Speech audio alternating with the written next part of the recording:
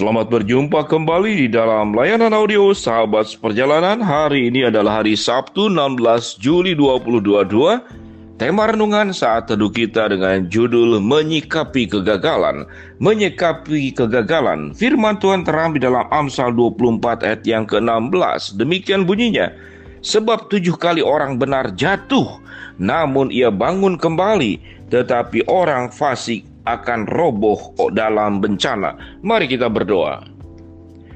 Bapa yang di dalam surga, kami bersyukur buat janji penyertaan-Mu bahwa kami tatkala jatuh berkali-kali, Tuhan pun akan mengangkat berkali-kali. Tatkala kami gagal berkali-kali, Tuhan pun akan membawa kepada kami kemenangan juga berkali-kali. Dalam nama Tuhan Yesus kami berdoa, amin. Shalom sahabat seperjalanan yang dikasihi Tuhan, menyikapi kegagalan. Tatkala kita menonton televisi atau film di layar besar, maka ada satu istilah yang disebut dengan happy ending. Berakhir dengan bahagia, berakhir dengan kemenangan, berakhir dengan kesukacitaan. Di dalam film yang kita lihat sahabat seperjalanan, baik film action, baik film drama, film apapun, maka hasil akhir daripada pertunjukan film biasanya selalu dengan happy ending. Rasanya jarang, kecuali mungkin itu film dokumenter, film sejarah yang tidak bisa diatur berdasarkan fakta dan kenyataan. Tapi dalam film itu adalah selalu happy ending, itu film. Pertanyaannya, dalam kenyataan hidup seperti apa? Dalam kenyataan hidup adalah keadaan yang memang nyata-nyata seperti demikian. Banyak orang yang mengalami kegagalan demi kegagalan dan akhirnya juga berakhir dengan kegagalan. Tatkala manusia berjalan sendiri tanpa pertolongan siapapun juga, khususnya pertolongan yang datang dari Tuhan, maka dia bisa gagal, dia juga bisa berhasil. Kalau berhasil, kenapa bisa berhasil kalau tanpa penyertaan Tuhan? Karena memang Tuhan sudah memberikan potensi kepada setiap manusia. Baik mereka yang percaya kepada Tuhan maupun tidak percaya kepada Tuhan, setiap manusia diciptakan oleh Tuhan, di dalam dirinya sudah ada potensi Allah. Sekalipun tanpa diminta potensi tambahan, potensi dari Tuhan sudah ada di dalam diri setiap manusia. Termasuk mereka yang tidak percaya Tuhan, termasuk mereka yang ateis, termasuk mereka yang tidak percaya kepada Kristus. Karena semua manusia adalah ciptaan Allah. Dan semua manusia diberikan potensi oleh Tuhan kepada setiap pribadi. Dan potensi yang diberikan itu adalah potensi yang luar biasa. Dari terlahir bayi bisa menangis, paru-parunya berfungsi, aliran darahnya berfungsi. Tangan, mulut, kakinya bisa berfungsi, bisa berbicara, bisa melihat, bisa mendengar.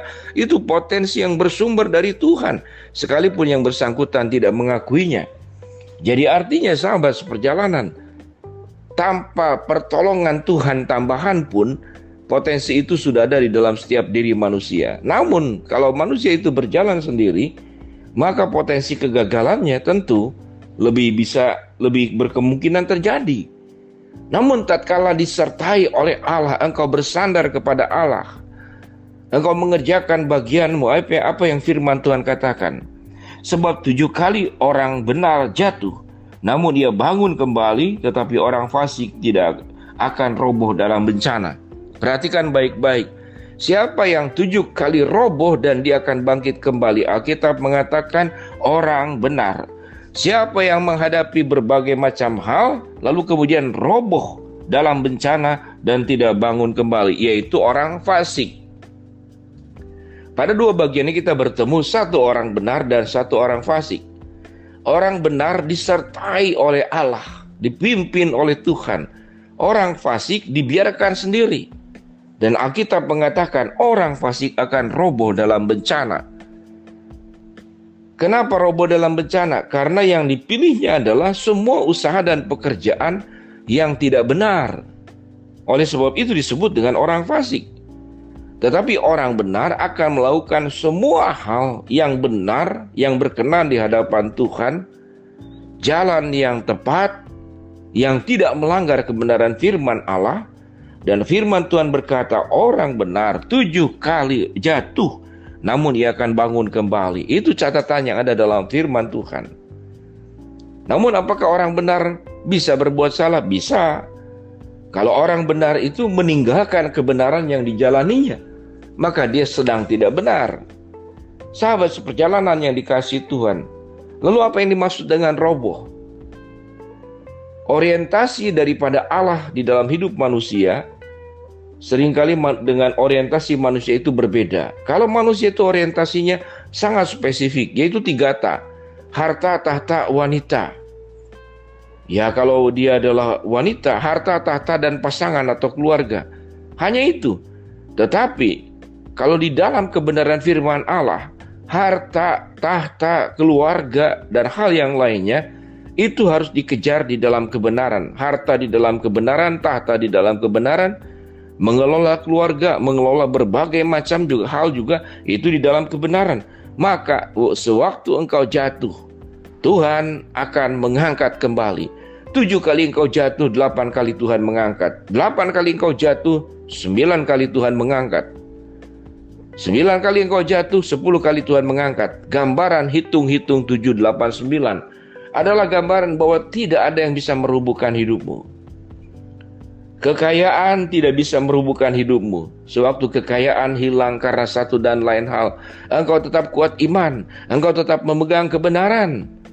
Karena banyak orang percaya tidak selalu kaya, tapi memang diizinkan oleh Allah. Dan di dalam mengemban tugas kehidupan untuk melaksanakan kebenaran firman Allah, bisa saja orang mengalami kemiskinan.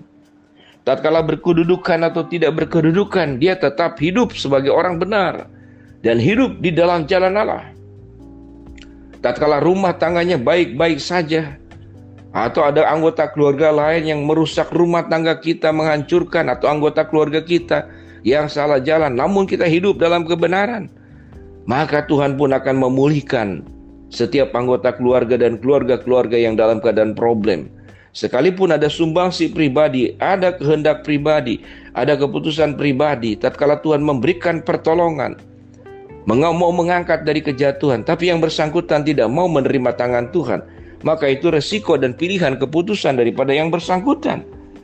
Namun orang yang berpaut kepada Allah, dia akan terus mengalami kemenangan demi kemenangan.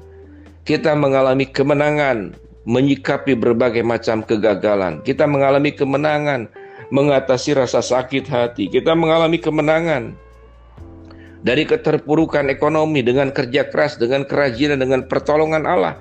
Janji Allah akan mengangkat kita kembali. Kita akan mengalami kemenangan tatkala hambatan-hambatan, perjuangan-perjuangan yang sebelumnya kandas karena satu dan lain hal, Tuhan mampu mengangkat kembali ke dalam posisi kita yang semula, bahkan lebih tinggi daripada semuanya itu. Secara prinsip sahabat seperjalanan, tidak ada istilah kegagalan sebagai anak-anak Allah. Karena 7 kali engkau gagal, engkau tidak pernah akan rubuh, engkau akan bangun kembali, dan engkau akan diangkat kembali.